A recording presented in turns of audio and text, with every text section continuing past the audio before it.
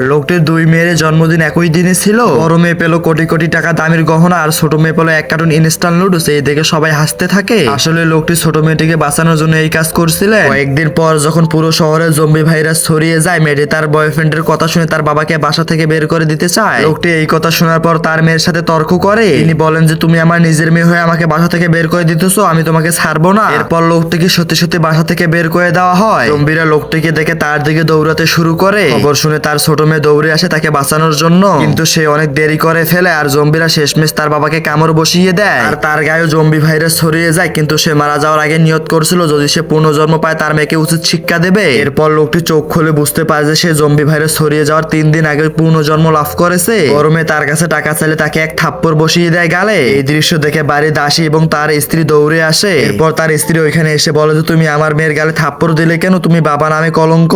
এরপর তিনি রাগান্বিত হয়ে বলে যে তোমার মেয়ে আমার সাথে কি করেছে আগের জন্মে সবকিছু আমার মনে আছে। এ তো আমাকে বাসা থেকে বের করে দিয়েছিল আর ছোট মেয়ে আমাকে বাঁচাতে আসে, সে এখন সম্পত্তির মালিক।